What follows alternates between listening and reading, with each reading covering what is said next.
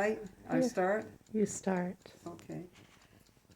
Dying in the Light, chapter 11, Dying in the Light. As I approach the end of this book, I want to share some of my persistent reflections concerning my own death and dying process. Would he like to come in and hear this? Yeah. Bring him in.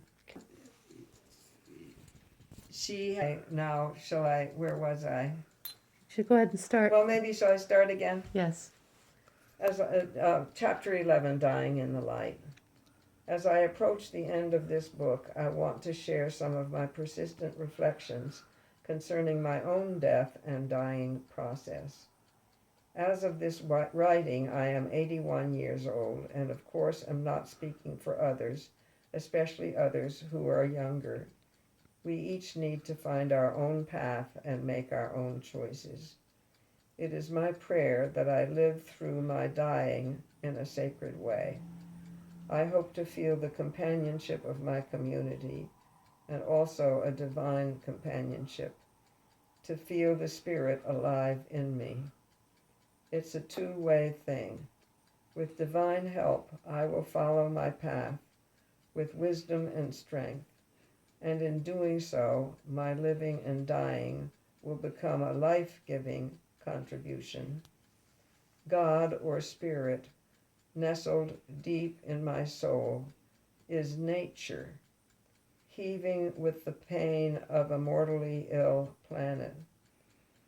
God is a parent, weeping, lonely, watching the atrocities, the violence, the wars, the poverty, the greed, yearning for the support that can be offered through the human spirit and human acts.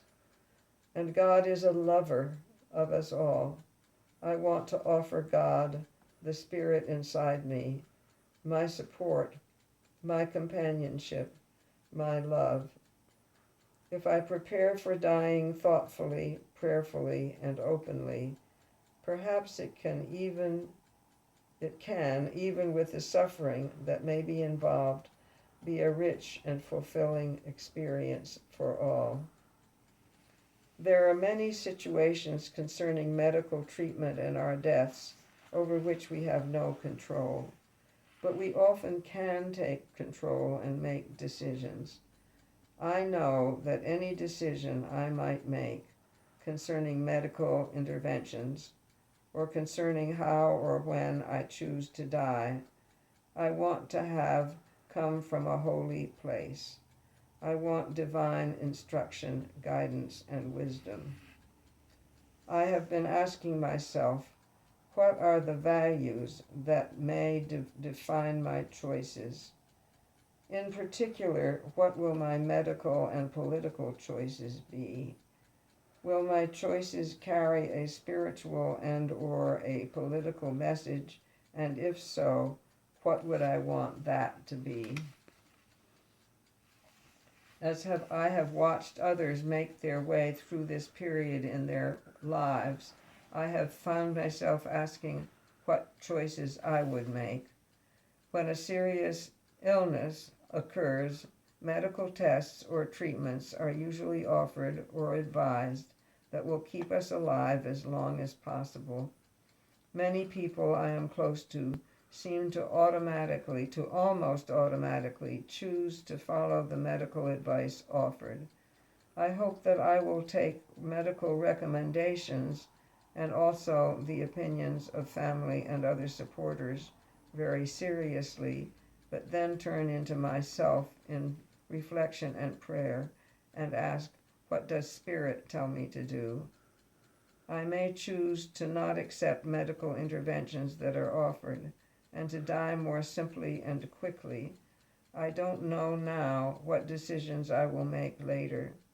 I hope, indeed I pray, that my choices might become beacons towards a more compassionate society. Activism has been a strand throughout my adult life, deep yearning for an end to worldwide systemic suffering. I strive to be a deep part of creative change for a better world. There are other lifelong patterns and values that to some extent define how I am now and influence the choices I make. The Religious Society of Friends has been my spiritual home, not only because of deep satisfaction with our worship, but because of the Christian values that I was brought up with. I learned the teachings and parables of Jesus. Consider the lilies. I was hungered and you fed me, naked and you gave me clothing. They are messages of love, service, justice, and simplicity, and they have bonded me with our Quaker testimonies of simplicity, peace, and equality. The pull to stay alive can be extremely strong. Right now, my life is satisfying. I feel loved and needed by my family and many friends and fellow activists. I believe that I am still making positive contributions to the world. I have watched old friends, significant leading Quakers, for example, Elizabeth Watson, as they moved through their 80s, do all they could to stay alive, continuing to contribute in invaluable ways. That was clearly their spiritual path. However, looking at this from a different perspective, in the last 20 years or so, I have traveled to Central and South America in a number of delegations.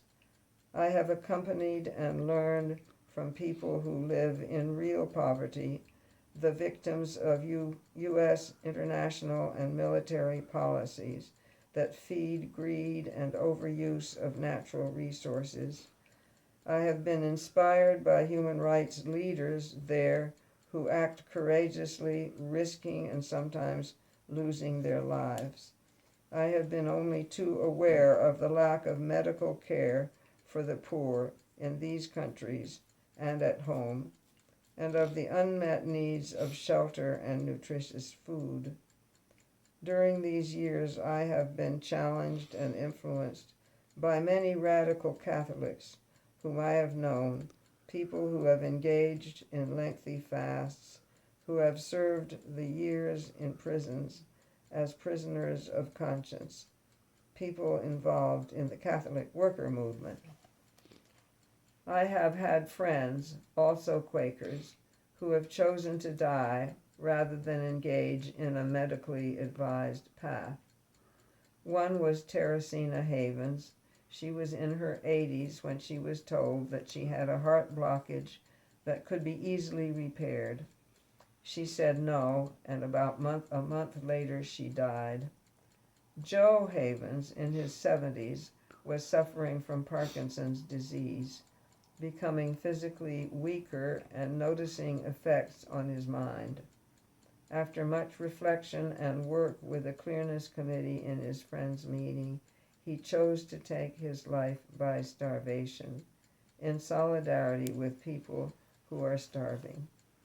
Both of these friends had followed life paths of real simplicity. I want to be spiritually led to stay alive or spiritually led to choose otherwise. I feel no need to live to a ripe old age. I already have. I ask myself, what about the overwhelming majority of people in the world who do not live to age 40?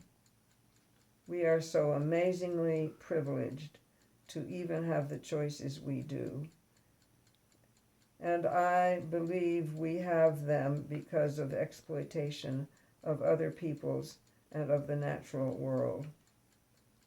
I believe that we all need to reflect together how we might be able to make a difference as we come to the final stages of our lives.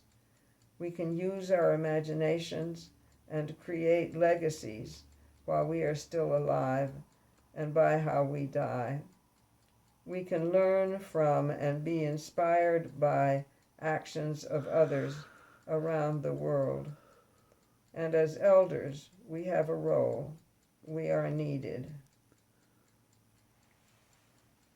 That's all. That was the whole chapter.